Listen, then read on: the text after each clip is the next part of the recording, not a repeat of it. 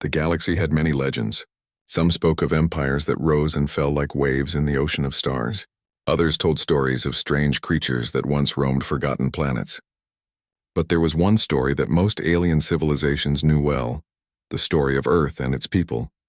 According to the records of the great archives, Earth had been destroyed long ago.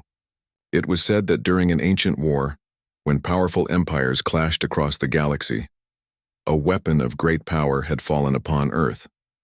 The planet was burned, the oceans boiled, and the skies shattered. Those who survived the war believed that humanity had perished with its world. For generations, Earth was spoken of as a warning. Even the strongest can fall, and even the brightest flame can be extinguished. And so, the galaxy moved on.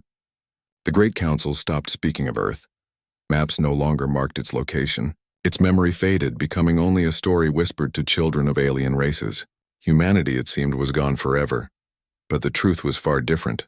Far from the ruins of their home, small groups of humans had survived. Some had escaped Earth just before the destruction, carried away in desperate ships. Others had been living on colonies scattered across the stars. These survivors, though scattered and weak, refused to let their people vanish. They hid, moving between dark regions of space where the great empires never looked. They learned to adapt, to survive in silence, and to build again.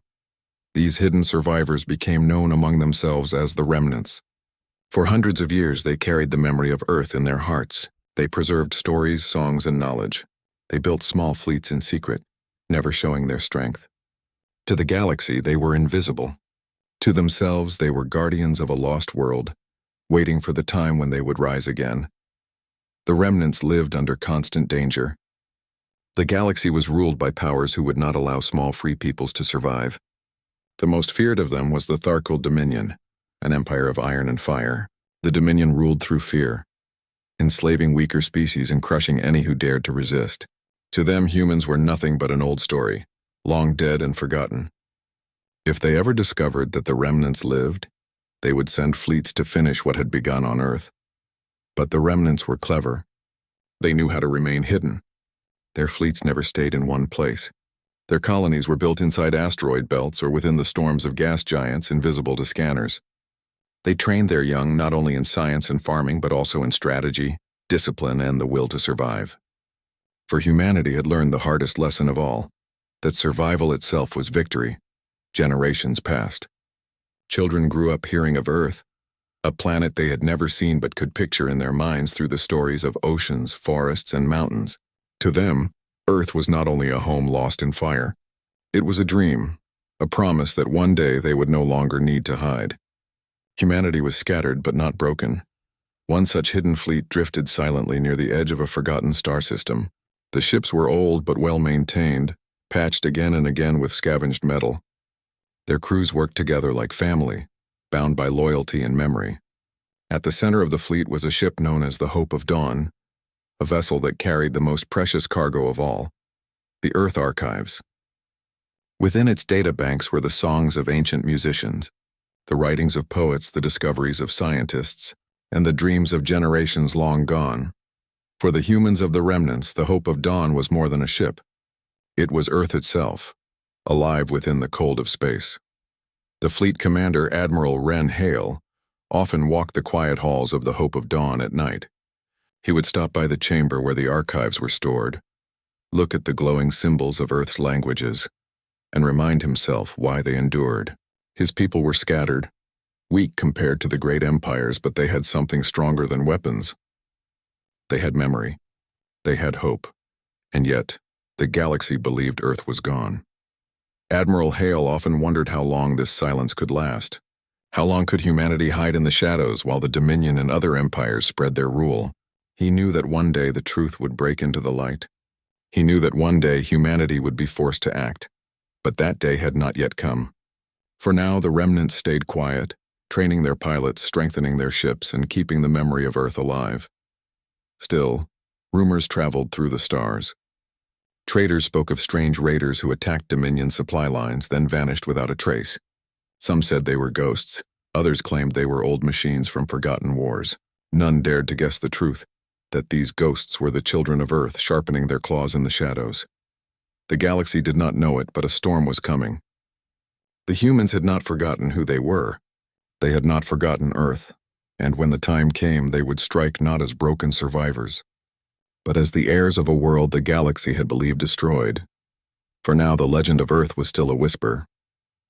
But in the dark corners of space where stars shone dim and empires paid no attention, the remnants prepared. Humanity was not gone. Humanity was waiting. The galaxy was vast, filled with countless stars and worlds, but power was not shared equally. The Tharkal Dominion spread across hundreds of systems, controlling planets with an iron grip. Their fleets were large, their weapons advanced, and their rulers believed themselves unstoppable. To the Dominion, smaller species were nothing more than resources to be harvested, slaves, soldiers, or fuel for their endless expansion. For centuries they had faced little resistance. No empire dared to challenge them, and no army was strong enough to stand against their fleets. But one day, deep in a neutral system, the Dominion sent their warships to conquer a peaceful planet known as Vera, home to a gentle species of healers and scientists. The Verans had no weapons powerful enough to defend themselves, and the Dominion expected an easy victory. Their fleets entered the system with arrogance. Battleships darkened the skies above Vera's green fields, while transports prepared to descend. The Verans cried out for help, sending desperate signals into the void. But none of their neighbors answered. To defy the Dominion was to invite destruction. At least that was what everyone believed. As the Dominion began their attack, something unexpected happened. Strange ships appeared at the edge of the system. They were not large or heavily armed compared to Dominion cruisers, but they moved with speed and precision unlike anything the invaders had seen. These newcomers did not announce themselves. They struck swiftly, disabling a Dominion supply vessel with sharp, calculated fire. Before the Dominion fleet could react, the strange ships vanished into the shadow of a nearby moon. The Dominion commander snarled, calling them pirates. He ordered patrol ships to chase them down. But moments later, another Dominion cruiser exploded, its engines torn apart by hidden torpedoes. Then another transport fell, its systems fried by electromagnetic bursts. Panic spread among the Dominion's lower ranks. The mysterious attackers seemed to know exactly where to strike. Every move the Dominion made was countered, as if their enemy had studied them for years. In truth, they had. The mysterious fleet was human. For the first time in centuries, humans had stepped into the open. They called themselves the remnants of Earth, though they carried no flag of their lost world. Their ships bore only a single symbol, a star encircled by broken chains. To them, it was more than a sign of unity. It was a promise of freedom, not only for themselves but for all who lived under tyranny. The battle over Vera was the first true appearance of humanity in living memory. The Dominion, shocked, believed these raiders were some forgotten mercenaries, but when they heard the word human, whispered by captured soldiers and Veran survivors, they realized the truth with dread. The galaxy had believed Earth destroyed. Yet here were humans, alive, strong, and fighting back. The Verans watched from the surface of their world as the battle raged in the skies. At first they feared these new warriors as much as the Dominion. But soon the truth became clear. The human fleet was not there to conquer. They were there to defend. After hours of hit-and-run attacks, the Dominion fleet, confused and bleeding, began to retreat. Their commander, humiliated, promised that reinforcements would return. But his words meant nothing in that moment. For the first time in generations, the Dominion had been defeated in battle by a smaller force. When the skies cleared, the human fleet sent a signal to the Verans. A calm voice spoke through the comms, translated into the local tongue. "Do not fear. We are human. We come not to rule, but to remind the galaxy that Earth was never gone."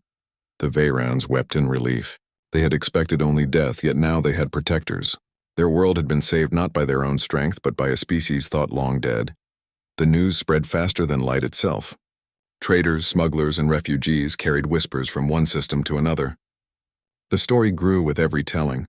Some said the mysterious warriors destroyed entire Dominion fleets. Others claimed they were ghosts of Earth, returned to take vengeance. In the great halls of the galaxy's neutral councils, leaders debated nervously. If humans truly lived, what did it mean for the balance of power? The Dominion, embarrassed by their defeat, tried to silence the rumors. They declared the attackers were mere rebels using stolen technology.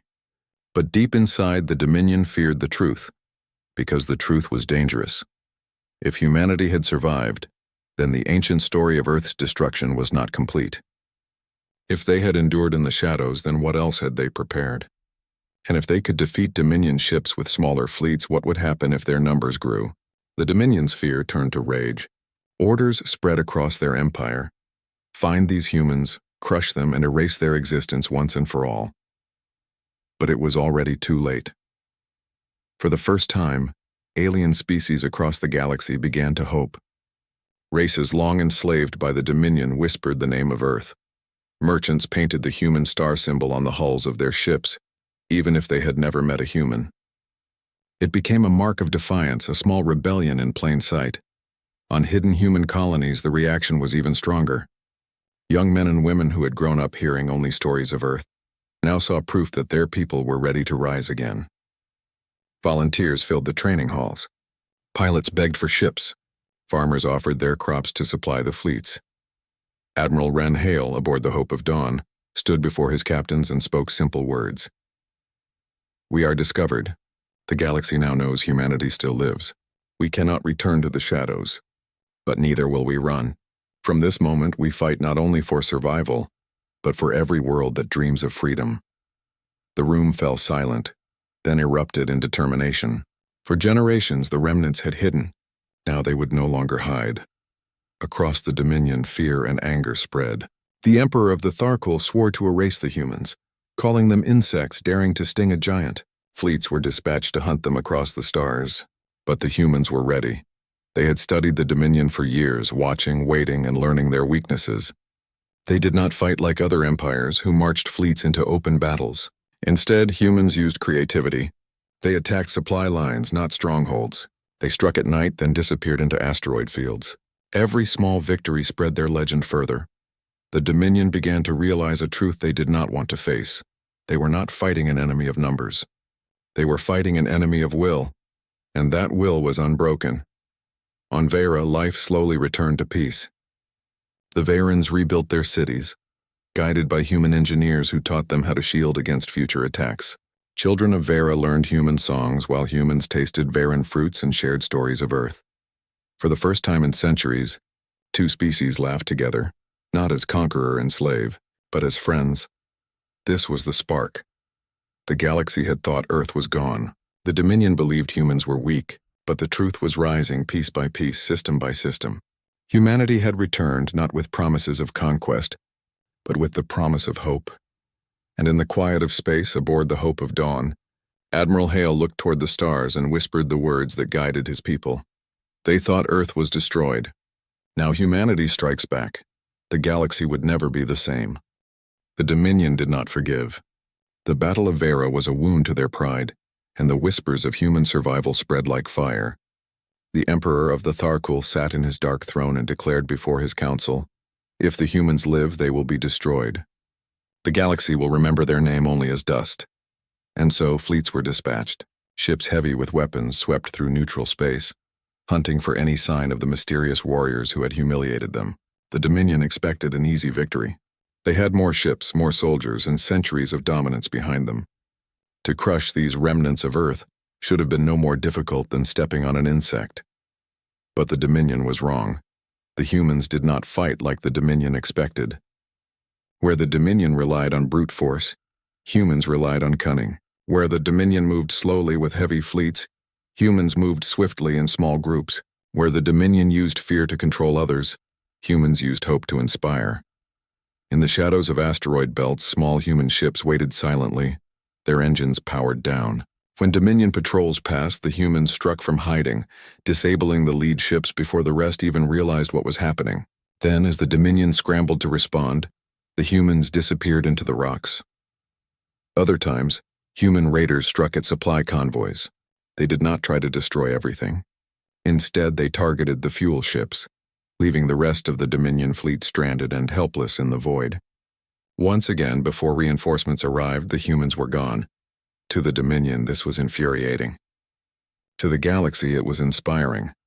On worlds ruled by the Dominion, whispers began to spread. People who had once given up hope now spoke of humans as saviors. In markets and alleys, children played games pretending to be human pilots, darting around imaginary Dominion ships. On mining colonies, workers painted the human star symbol on walls, a silent act of rebellion. For those who had lived under the Dominion's rule, the humans represented something long forgotten: resistance. Admiral Ren Hale studied every battle carefully. He knew the humans could not yet fight the Dominion directly. Their fleets were too small, their colonies too scattered. But they could bleed the Dominion, strike at weak points, and inspire others to rise. He gathered his captains in the command chamber of the Hope of Dawn. A holomap glowed before them, showing Dominion supply lines stretching across the stars. "Here," Hale said, pointing to a chain of systems. "The Dominion grows arrogant. They do not protect their borders. If we cut these routes, their fleets will weaken. But remember, we do not fight only for ourselves. Every victory must remind the galaxy that the Dominion can bleed." The captains nodded. They were not only soldiers, they were teachers of hope. The next months were filled with daring raids. At Carthus Station, human saboteurs disguised themselves as traders, sneaking explosives into fuel tanks. When the Dominion's fleet docked, half their ships were crippled before they could even launch. At Thelmar's Rift, a narrow passage of swirling storms, human pilots lured Dominion cruisers inside, then triggered hidden mines. The storms tore the enemy apart, while human ships danced away unharmed. Each victory was small compared to the size of the Dominion. Yet every battle spread the same message. Humanity was alive, and humanity fought back. The Dominion tried to respond with greater force. They sent entire armadas to crush small human fleets, but each time, the humans adapted. One admiral boasted of trapping a human squadron in a nebula. When his ships entered, however, they found themselves ambushed from 3 sides, their sensors blinded by the humans' clever use of ion bursts. By the time they escaped, half their fleet was destroyed. Another Dominion commander bragged that he had cornered humans on a desert moon. When he landed his troops, they found empty bases filled with decoys. Meanwhile, the humans struck his orbiting fleet, stealing supplies before vanishing once again. The Dominion commanders began to fear their reports. No matter what strategies they used, the humans always seemed to be one step ahead. And across the galaxy, something remarkable happened. Other species, long enslaved, began to resist. On the world of Drenar, miners threw down their tools and refused to work. They had heard stories of humans defeating Dominion ships, and they believed freedom was possible. Dominion soldiers tried to crush the strike, but hidden human agents smuggled in weapons. Within days, the miners became rebels, driving their overseers away. On the jungle planet Storym, young warriors painted their bodies with the human star symbol. When Dominion soldiers came to take slaves, the Storym tribes fought back with spears and stolen rifles. For the first time in decades, the Dominion retreated from Storym. Everywhere, resistance grew, fed by the idea that if humans could fight, so could they. Admiral Hale received reports from these uprisings aboard the Hope of Dawn. Though his fleet remained small, he felt the weight of growing responsibility. "These people look to us," said Captain Lyra Vance, one of his most trusted officers. "They see humanity as leaders of this movement.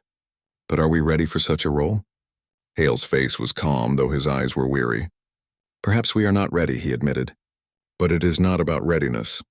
It is about duty. We survived the fire that destroyed Earth. We carry the memory of a world that cannot be erased. If we do not lead, who will?" His words settled over the captains like a vow. They understood that their fight was no longer just for humanity's survival. It was for the freedom of the galaxy. The Dominion tried to use fear to counter this hope. They spread propaganda, declaring that humans were liars who would betray their allies. They threatened neutral worlds, warning them not to help the remnants. In some places, their threats worked, but in others, the truth was stronger. Refugees who had seen humans fight told stories of bravery. Survivors of battles swore that humans treated them as equals, not subjects. Slowly, the lies of the Dominion lost their power. One night, as the fleet drifted in the quiet of deep space, Admiral Hale walked the halls of the Hope of Dawn. He paused by the chamber of the Earth Archives, listening to an ancient recording. It was the sound of ocean waves crashing on Earth's shores. Young recruits often visited this chamber, sitting silently as they listened to voices of poets, songs of old musicians, or the laughter of Earth children long gone. To them, Earth was not just history, It was a dream worth fighting for. Hale closed his eyes and whispered, "They thought we were broken. But we are the shadow in their empire, the fire they cannot put out." By the end of that year, the Dominion realized a hard truth. They were not facing a simple rebellion. They were facing a movement, one that spread beyond humans, one that touched every world that longed for freedom. The humans had become more than survivors. They had become a symbol, and in the darkness of space, the remnants prepared for what was to come. For if shadows could grow into fire, then the galaxy had only seen the beginning. Humanity had returned, not as slaves or exiles, but as leaders of resistance. The Dominion's days of unquestioned rule were ending.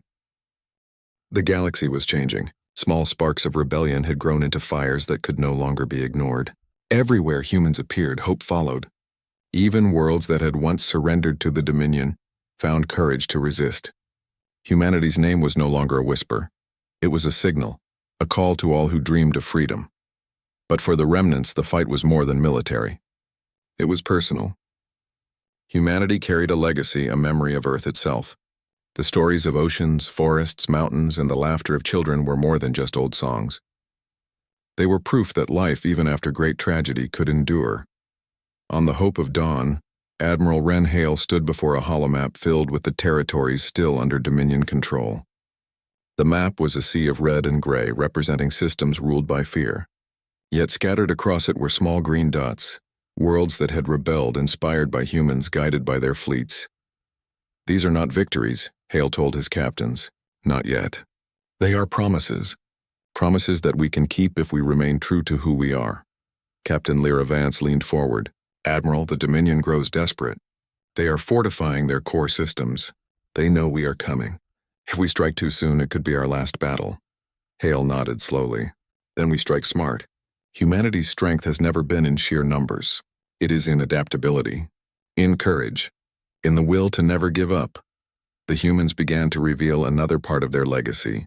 In addition to ships and weapons, they carried something the Dominion had long forgotten: culture. On every planet they liberated, they shared stories of Earth. They showed images of its blue oceans, its green forests, and its cities where people had once walked freely. It was not just a lesson. It was a reminder of what the galaxy had lost and what could be regained. On the world of Cyrus, a colony freed from Dominion control, humans opened the first public school in centuries. Children learned about Earth, about the stars, and about the value of life. Teachers spoke of courage, of honor, and of the importance of protecting others. The humans taught that victory was not only about ships and weapons, it was about ideas, about inspiring others to rise. And slowly the galaxy began to listen. Meanwhile, the Dominion grew increasingly frustrated. Their intelligence officers were baffled. How could a people once thought extinct move with such speed and precision? How could they inspire others so quickly? Each failure of the Dominion made them angrier, and with every angered commander, the humans found new opportunities. One human pilot, Lieutenant Cale Duran, led a daring mission to Voron Station, a Dominion stronghold supplying troops across multiple systems. Using small stealth ships, Cale's squadron infiltrated the heavily defended station. Instead of destroying it, they took control of its communication networks and broadcasted a simple message across the sector. The humans are alive. They fight for freedom. If you serve the Dominion, you may yet join us or be free. The message spread faster than the fastest starship. Some Dominion soldiers abandoned their posts. Others secretly contacted human forces, offering intelligence. The galaxy was beginning to see that humans were not only warriors, they were leaders. Admiral Hale realized the importance of this strategy. Humanity's survival was no longer just about military skill. It was about being a symbol of hope. Every victory was an example, every act of kindness a beacon. Even alien species that had once fought against humans in the distant past now began to see them differently.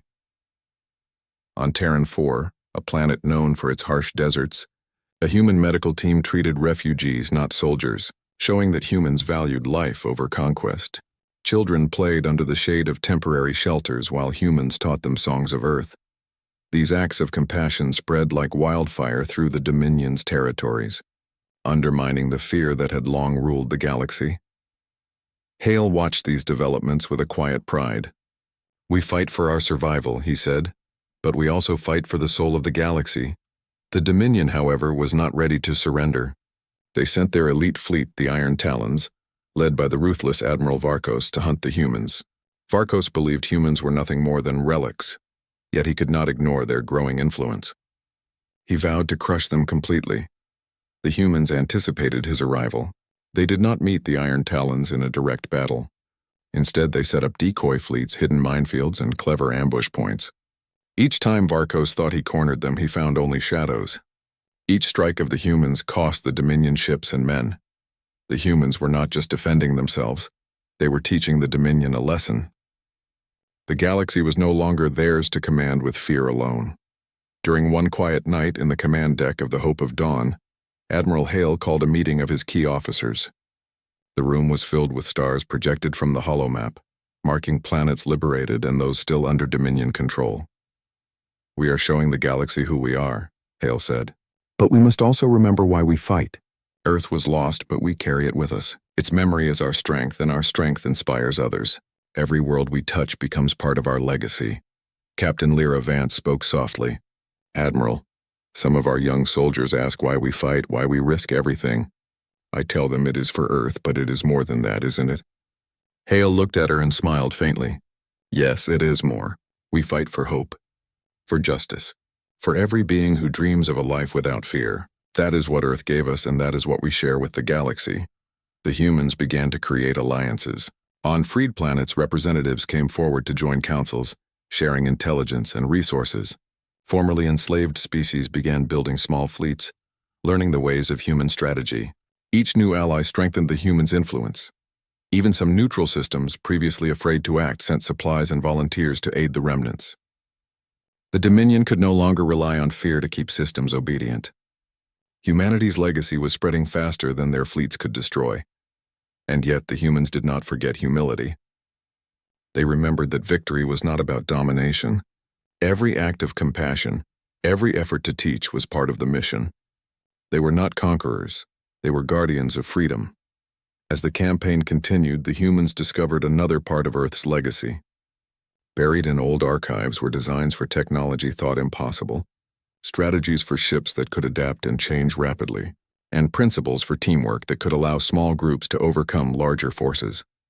This knowledge gave humans an advantage. They could repair ships in days, repurpose materials, and strike in ways that confounded the Dominion. Every success reinforced the idea that humanity was not just resilient. They were creative, clever, and impossible to predict. The Dominion began to understand the true danger. They were not facing mere soldiers. They were facing an idea, a living memory of Earth itself. And an idea could not be destroyed by weapons alone. For the first time, some Dominion officers began to question their empire. If humans thought extinct could inspire such hope, what did that say about the Dominion's rule? Small pockets of rebellion appeared even within their fleets, fueled by fear of losing everything. Admiral Hale, standing on the bridge of the Hope of Dawn, watched the stars. Each light represented a world, some free, some still oppressed. The galaxy was waking. Humanity had shown it could survive even the greatest destruction. And now it was showing the galaxy that survival was only the beginning. He whispered softly, almost to himself. The galaxy will remember Earth, not as a world destroyed, but as a world that gave birth to a people who could not be erased. In the shadows of space, the remnants prepared for the next phase of their campaign. Their fleets were growing. Their allies were learning. Their legend was spreading. Humanity had not only returned, they were shaping the galaxy in the image of hope, courage, and freedom. And soon the Dominion would learn that no empire, no matter how powerful, could contain the legacy of Earth. The galaxy was no longer the same. The Dominion's empire, once unchallenged, was cracking under the pressure of rebellion. Worlds that had once bowed in fear now rose with courage. The humans had done more than survive. They had inspired the galaxy to fight for itself. But the final battle was approaching. The Tharkal Dominion, humiliated by years of losses, had gathered its greatest fleet at the core world of Tharkus Prime, the heart of their empire. Thousands of ships bristled with weapons, ready to crush the remnants, and anyone who dared oppose them. Admiral Wren Hale, stared at the holomap aboard the HFY Dawn. The Dominion's fleet formed a wall of red, across the systems leading to DEATHWORLD. Against them, the humans and their allies had only a fraction of the numbers, though their ships were fast, adaptable, and commanded by the most skilled pilots in the galaxy. "This is it," Hale said, his voice calm but firm. "The galaxy is watching. We do not fight for revenge. We fight for freedom, for life, and for the memory of Earth. We strike not as a small fleet, but as humanity itself." Captain Lyra Vance nodded.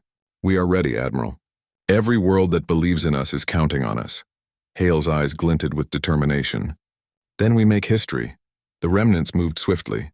Small human squadrons, accompanied by allied fleets, approached the outer edges of the Dominion fleet.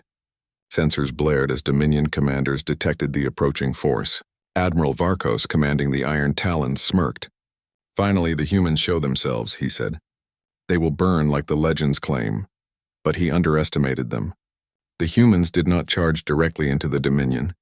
Instead, they split into dozens of groups, each attacking weak points, supply lines, and command ships. Their ships were small and agile, moving like schools of fish through the giant vessels of the Dominion. Explosions lit the void as torpedoes struck shields and engines failed under precise strikes. Dominion commanders shouted orders, but every response seemed anticipated. Human ships appeared where they should not have been, disappearing before retaliation could strike. In the midst of battle, Admiral Hale led a daring strike toward the core of the Dominion fleet. The Hope of Dawn and a small escort of elite human ships moved through asteroid fields, using the terrain to hide from sensors. Hale communicated with allies across the galaxy. "All fleets converge on DEATHWORLD. Strike together. Today the Dominion learns that the galaxy will not bow forever." From distant sectors, rebel fleets answered the call. Ships of alien species, once slaves and oppressed, joined the humans. Their banners and symbols flashed across the void, forming a coalition the Dominion had never imagined. The human fleets inspired not only hope, but coordination. Every strike, every maneuver, carried the weight of centuries of survival, intelligence, and courage. Even the Dominion's greatest admirals could not predict human strategy. Inside DEATHWORLD, the Emperor watched through view screens. His face twisted with rage. "They are stronger than I thought," he muttered. "Destroy them. Leave nothing." Admiral Varkos shouted orders to encircle the humans, but his fleet was already weakened. Supplies had been cut, communications disrupted. Some Dominion captains hesitated, secretly inspired by the courage of humans and their allies. Small acts of rebellion began to appear inside the Empire itself. For the first time in centuries, the Dominion's empire felt vulnerable. On the battlefield, the humans demonstrated what made them special. Their strategy was not just about firepower. It was adaptability, creativity, and the will to survive. A single squadron could lure a Dominion cruiser into a trap of mines and ambushes.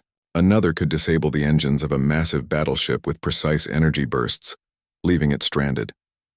Meanwhile, Allied fleets attacked supply lines and communication hubs, spreading confusion. The Dominion fleet began to fracture, losing coordination as fear and doubt spread. The humans pressed on, striking relentlessly. Hale knew the key moment was near. The Dominion's command ships, vulnerable in the chaos, held the Empire's nerve. If they fell, the rest of the fleet would crumble. "Prepare for the final push," Hale ordered. "We take their command centers and we show the galaxy that freedom cannot be destroyed." The Hope of Dawn led the strike directly into the heart of the Dominion's fleet. Explosions and energy beams surrounded them, but human ships moved with unmatched precision. Shields held. Engines surged. Torpedoes found their marks. Admiral Varkos realized too late that his fleet was collapsing. Ships turned against each other, communications failed, and panic spread. Even his most loyal captains began to retreat or surrender. The humans had done more than attack. They had broken the will of the Dominion. In the core of the Dominion's territory, the Emperor watched in disbelief. How can a people thought extinct?" he whispered before the main screens were filled with images of ships surrendering and planets rising against his rule.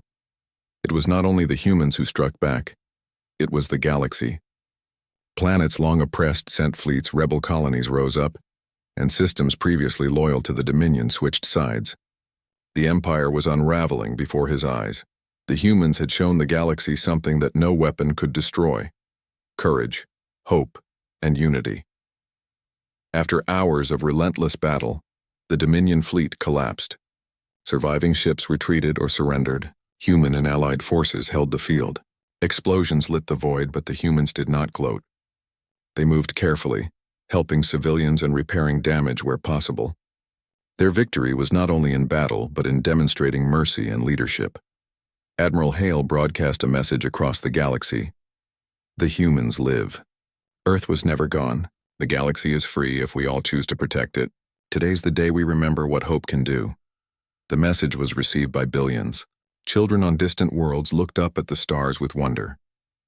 People who had lived in fear for generations began to rebuild, inspired by the courage of humans. In the aftermath, the humans did not stop. They helped rebuild war-torn worlds. They taught science, art, and governance. They encouraged peace and cooperation, spreading the principles of Earth across the stars. The galaxy had learned an important lesson.